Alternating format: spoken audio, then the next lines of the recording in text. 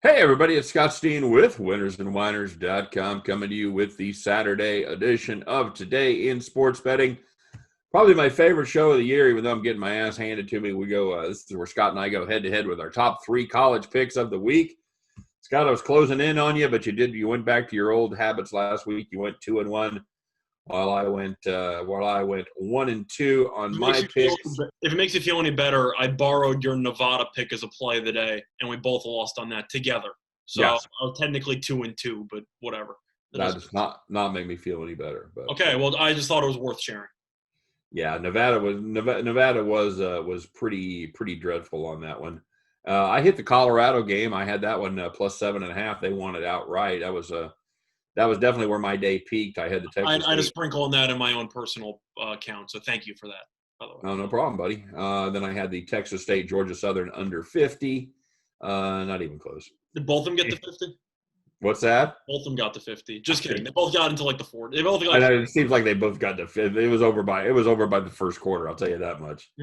Nevada had minus 17 against New Mexico. That was a surprisingly bad game for Nevada. Nevada goes passing every play. New Mexico's giving up roughly 450 passing yards. You assume Nevada's going to go for 40 plus. They went for 27. So whatever. Yeah, without the Tavaka Tuati. So. Yep.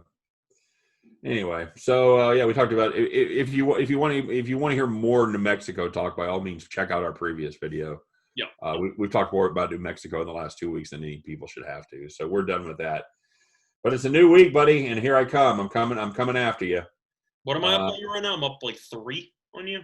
What's it? Yeah, you're up 3. You're up 3. 14. I'm 14, 15, and 1. You're 17, 12, and 1. Okay, 17, 12, and 1. Not bad. I'm just 1 week away, my brother. So you're just waiting. You're just waiting to go on the run of dreams. That's right. That's right. I'm zeroing in, but I'm zeroing in. Losers walk. So here I go. I'm going to play this Georgia Southern team again. This time they go up against Army. Scott, got the wrong team favorite here. Army is a 4-point favorite for no apparent reason. Georgia Southern +4. I'm going to take them as my official pick. But unofficially, I'm going to recommend that you take Georgia Southern on the money line at +160. This Army team, good record. You know who they played? Absolutely nobody. They played one competent team last week in Tulane, and Tulane absolutely curb stomped them 38-12. I want no part of this Black Knights team, Scott. Give me the Georgia Southern. Eagles fly today. Georgia Southern +4. So you're telling me that you're not a fan of Army's 26-point loss to Tulane last week? No, sir. No, sir. That's I think Georgia Southern is a team that's very close to Tulane as far as quality goes, and I think this is going to be a similar outcome. Absolutely, this is a mystifying line to me. Why the Black Knights are favored by 4 points. Well, I know that we talked about this yesterday, but I want to just bring it up again. I know that Georgia Southern struggled defensively against Texas State, and I'm sure a lot of people might be panicking about that. Do you think that Army counts as a look-ahead spot for Georgia Southern or not even? It's possible. You know, they've got a good record. Texas State is just on the record at 1-9. I don't think they're a team that most people are really fully prepping for, if you know what I mean. Yeah, I agree. It certainly could be a look ahead spot against it because both of these teams are 6-2, and they're looking to pick up a quality win. So yeah, as much as you can have a look ahead spot with an independent team, I think that absolutely could be the case in this one. So there's really I don't have a ton to like about this Army team. You know, they rush for 303 yards a game. That sounds impressive. Guess what? Georgia State runs for 276, and they average more per carry than Army does. The difference is Georgia Southern, they can actually throw the ball a little bit. You know, not a ton, but they'll put it up way more than Army. And Georgia State plays a little better rush defense, and that's very important as well. I don't see it. I think we're getting great value here catching 4 points. Yeah, definitely seems that way. All right. What you got for your first one? So my first one, I'm going to hit you with a brief question. What's the number one rule of chasing college football games? Of chasing college football games? I don't know. You bet the Hawaii game. I'm going with Boise State. I'm going to lay the 13.5 here. It's most available 14 market wide, even some spots at 14.5. FanDuel last night, when I checked it, had minus 118 at minus 13.5. I love Boise here. I know that some teams struggle to make the trip, but at the end of the day, Boise's so much better in every single just facet of football. Hawaii ended up getting killed last week by San Diego State. Gave up 34 points, gave up a ton of yards on the ground. And if you have not seen Carson Baker play, who's a starting quarterback for San Diego State, he is one of the worst quarterbacks I've ever seen. And they gave up 34 points to that team. Hawaii ended up having a very nice opener against Fresno. They barely beat New Mexico. They fell behind very early in that before coming back. Boise had an extra couple days to prepare because they played Colorado State in the middle of the week last week. Scored 52 points. The offense didn't even play well, but they had 3 special teams touchdowns in the first half. The defense is better. The special teams is better. Bachmeier is a very solid quarterback. And Hawaii, even though people think of them still as being the run-and-gun team, they're not anymore. They run the ball a little bit more. And I think that they're going to struggle against Boise State, who is definitely looking to be ranked again after falling out of the top 25 following that embarrassing performance against BYU. I think Boise's going to wreck this team. So for me, 13.5 seems way too low. I'm really low on this Hawaii team. I think they might be good in a year or two, but they still have to pick up the new system, etc. I think Boise's going to run in, probably win by at least 21. Yeah, I find very little to like about this Hawaii team as well. And you're absolutely right. This is a team that they think of as being the run and gun with all the quarterbacks. I mentioned Timmy Chang a couple weeks ago, and I was roundly abused for him being. Well, Cordero was used briefly last year when McDonald got injured, so he did have some experience in some people watching him. I think he's okay, but at the end of the day, the question is, can this defense really stop Bachmeier on this offense? Probably not. And you have to wonder about special teams and defense. And Boise has massive check marks in both those areas. So I don't really know what Hawaii does well in comparison to Boise State, besides the fact that they make the argument about jet lag and travel, which is the only real spot you can look at Boise and say maybe they don't play well. But Boise's not ranked. They should be very motivated, and they're clearly the better team. Yeah, this Hawaii defense, they play decent pass defense, but it's part of that is because they don't play any run defense. They're giving up 251 rushing yards per game. That's what I'm saying. They're giving up 5.5 yards a carry on the ground, so that ain't good. Mm-hmm. Yeah, I find I really liked watching Hawaii play last year, watching McDonald play because I watch them every year. This year you watch them a little bit. They're not as entertaining, but you knew the ball was never going to touch the ground. Somebody was going to catch it. Might be on his own team. Yeah, Boise on the other team. But Boise still has Van Buren, still have solid running backs. You know that they're just going to run it down their throats. And Bachmeier does have Shakur, who's a very solid receiver as well, who should be able to take advantage of the secondary. Just Boise for me. 13.5 especially. This line should keep climbing. I don't hate that. All right, so now I'm going to Did you enjoy my riddle there for you? The number one. What's that? The number one rule of chasing college football games? Hawaii. Yeah, you bet the Hawaii game. Yeah, because it's not a late – is it a late game? It's 11 p.m. Eastern. Oh, yeah, it is a late game. Okay. Of course it is. It's Hawaii. It's the late game. Dude, it's a Sunday game. What? It's on Sunday. I'm counting it. It's on Sunday at 11 p.m. That's unbelievable. The post-Sunday night football college football game. That is unbelievable. That's fantastic. Yeah. Is that allowed? We need a ruling from some of the people. Is that illegal? Going to need a ruling there. It's a weekend football game. That's all I'm saying. It is a weekend football game. Does that count? So what? Boise gets to fly. Oh, yeah, for sure. We're good.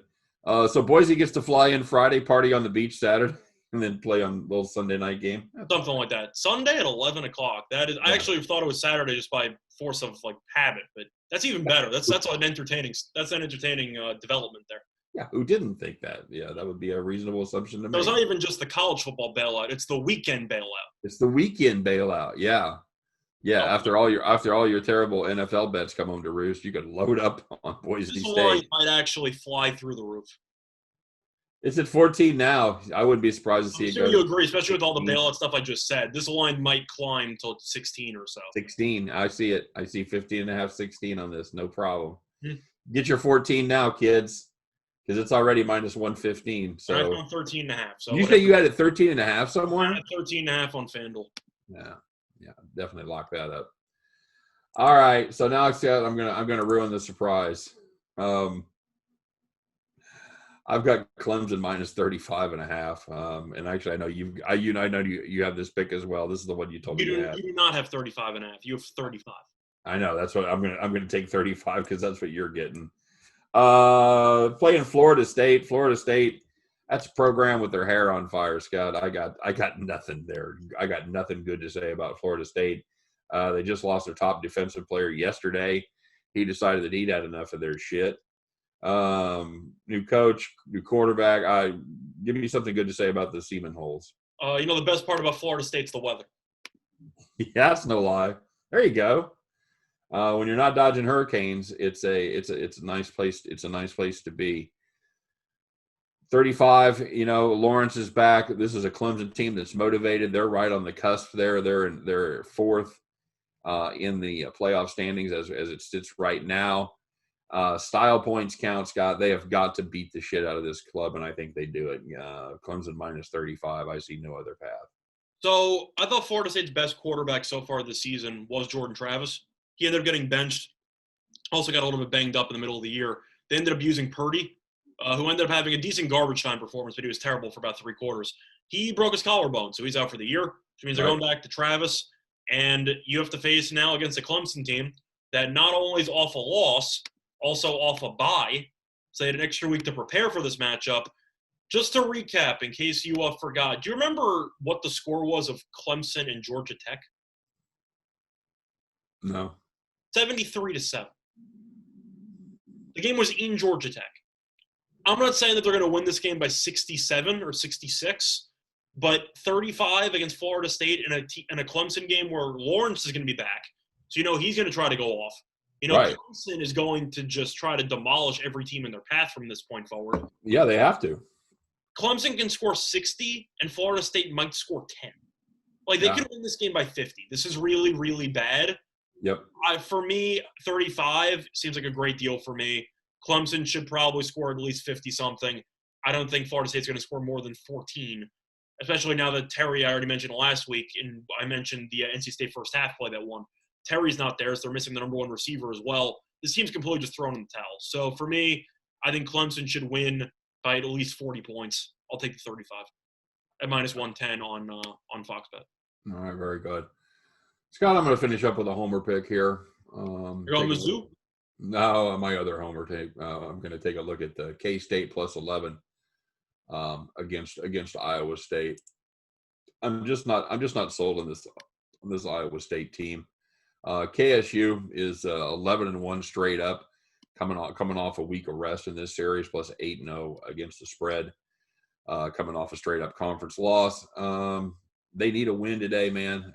They have a remote shot at the conference title, but they have to get it together right now. And they've got one of the best running backs you probably never heard of. A little guy named Deuce Vaughn, which is kind of like the reincarnation of Darren Sproles. One of the 2 backs in the nation that leads their team in rushing and receiving. Kind of a Swiss Army knife there out of the backfield. I think Kleiman has them ready to go. I think this number is too high. I like K-State right here, catching 11 from Iowa State. Well, I definitely understand. I remember when I was looking at this card, I definitely thought that was too many points. Quick trivia question for you. Do you know who's currently leading all of college football in rushing yards?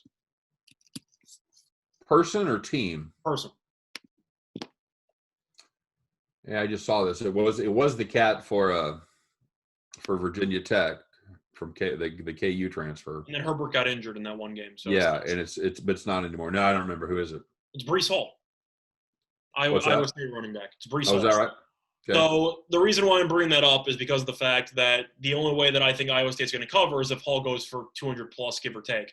And the reason why that might be a problem, I know that Chuba got injured against Kansas State and only had 31 yards. LD Brown came in off the bench, 15 carries, 110 yards, 7.3 yards per carry. But as a whole, Oklahoma State only averaged 3.7 yards per carry. So I think if Kansas State is able to stop the run, kind of like what they did against Oklahoma State, they should be able to keep this game close, potentially win the game outright. So I definitely understand where you're coming from. But it mostly comes down to, can Kansas State stop or at least limit Breece Hall? And I think they can do enough to keep this game. You said the spread was 11? Yeah. I think they can keep it within 10. Okay. Yeah, I think that's solid. This is A very good Kansas State defensive unit. If their offense was as good as their defense, they'd. Well, Will Howard can't stop turning the ball over, but yes. Like if they Well, killed Skylar Thompson, this team would actually be pretty good. I agree. Yeah, and he's kind of grown into the job a little bit, but it definitely is a step down from Skylar Thompson. So, all right, what do you got for your third one, my friend? So my third one, I'm going with a total, something that I've done occasionally on the show. I think I'm undefeated on totals, but I've only done them a handful of times. It's going to be on an SEC matchup, and it's going to be on a guy who is one of the front runners to win the Heisman. It's going to be on Florida and Vanderbilt, and my play that is going to be the over 67.5. It's available on FanDuel at -115. Florida, this offense, pretty good. What did they have last week? 63 against Arkansas. Trask had 6 touchdown passes. Hung it on them. Yeah, this team is going to try to blow teams out by scoring 70 points. This team torched Georgia a couple weeks ago for 44, Missouri for 41, A&M for 38, South Carolina for 38. This team, all they do is score points. Now they face a Vanderbilt team, which defensively is probably the worst team in the entire conference, and I don't think that's a hot take. No. Vanderbilt is currently allowing 35.8 points per game. They played Kentucky last week, and they gave up 38. Kentucky, if you're not paying attention, not exactly known for their offensive prowess. They gave up a ton of touchdown drives. They played Mississippi. I think Mississippi, even though Florida's much better, plays a similar style in the sense that they play a very fast-paced, a lot of plays, stuff like that. They gave up 54 to Mississippi. So Florida in this game, they scored 63 last week. They could easily score 60 again, especially if they want to pad Trask's numbers for a Heisman push. I think Florida's going to win this game by a lot. I think they're going to potentially score 60. And Vanderbilt, I'll tell you what, though, even though Kentucky's offense isn't good, their defense is actually decent. Vanderbilt, they scored 35 last week. Seals is a decent player at quarterback there for Vanderbilt. And Florida's defense gave up 35 to Arkansas. This defense isn't very good. So I think that Florida could win, I don't even know, 55 to 14 or something. Like I could see Florida getting 60 here. Vanderbilt, I think, should score at least twice. I think they will do some to help out. 67.5 right now for a Florida team that can score 60 plus in their own right. I think this number's way too low. I'm going to go with the over. All right. Yeah, that of all your picks, that's the one I probably like the least. I just don't know Vanderbilt's going to be able to help out. I just don't think Florida's defense is very good. But I'll tell you what, though, Vanderbilt scoring 35 with Seals at quarterback. Seals did provide a bit of a spark for them. And he's a true freshman. I know that he's pretty hit or miss, but played well. Yes, he played well last week. He has a little bit of dual threat ability there. I think that Florida is going to go up huge, and I think they might take their foot off the gas. But I think if Florida scores, do you think it's possible Florida scores 60 here? I think it's possible. Yeah, it's certainly possible. Yeah, you win it 59 to 10. Like I'm going to go with it because I really think that this total is just too low, especially for Florida, who is just. I'm not trying to talk you out of it. No, I know they're just an over machine. This Florida team, they can't stop. Yeah, they're 5-1 to the over this year. Yeah, so I'm going to go with the over with Vandy and Florida. Okay, good enough.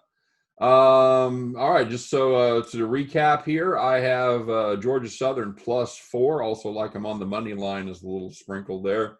Clemson -35 and K-State +11. Scott? Yeah, so mine are going to be Boise State -13.5 at -118 on FanDuel. Clemson -35 at -110 on Fox Bet. And Florida Vanderbilt over 67.5 at -115 on FanDuel. All right, there you go. That's a football show for today. Scott, there was a couple of games here that got canceled that I really was interested in taking. Honorable mention, I also don't hate the Mizzou taking care of business against South Carolina. Especially since South Carolina fired their coach. Yeah, another team that's in disarray. So I don't hate the Tigers in that spot at all. But that's probably my fourth place finish. Didn't quite make the podium, but it'll be fun. We play the games that we got scheduled, not the ones that were scheduled. So that's what Saturday looks like. We'll be back a little later today with our NFL show. By the way, looking at all this stuff, I see Boise being listed as 11 o'clock on. I believe it's Saturday. I don't see Sunday. I think he just ranted about that. I'm pretty sure it's going to be on it's Saturday night. Well, Bet Online definitely has it listed at Sunday, November 22nd at 11 o'clock. And they're using the wrong time zone because that might be a potential scheme because that line might still be up. It's 100% on Saturday. How do you know it's 100% on Saturday? Because I've looked at every other source in ESPN and some other database I've been looking at, say Saturday at 11. At least that's what I see. Weird.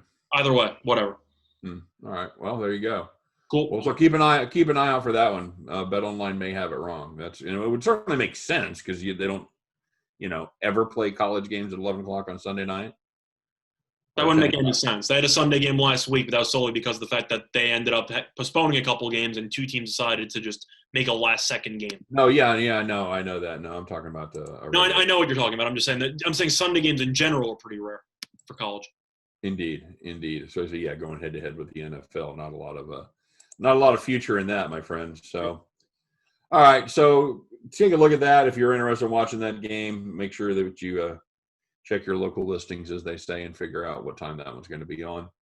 And if you want any more information on any of these college games or any other college games going on, there is just one place for you to be, and that is winnersandwhiners.com. Deep dives into every game, every single day, invaluable resource for booking and handicapping the college games there. Any final words on our college picks, Scott? No. Looking forward to it. Hopefully it's a solid weekend. Hopefully you have less games getting canceled in future weeks. And, hopefully the season keeps it together. And I know that we have college basketball coming around the corner. So we got a lot of content going through. Yeah, we do. It'll be interesting to see how the college basketball season goes with the hubs and the lack of fans and all that. So strange times. Hopefully helps on the way when vaccine coming and all that. So going to be a rough few months here, man, but at least we've got some sports. Hopefully they'll keep going. And we always like to end the show on an up note. Cheer up, everybody. We got sports. All right. For myself, for Scott Reichel, for all of us over at Winners and Winers, we appreciate you watching. Hope every one of those tickets in your pocket turns into cash money back at the window. You guys have a great day, and hope they all turn into winners, guys. I really do. Wish you nothing but the best. Let us know what you're on in the comment section. Drop us a line. Let us know what you're playing today, and we'll compare it with our best three. All right? Guys, take care. Have a great day, and we'll see you tomorrow on Today in Sports Betting. Take care, everybody.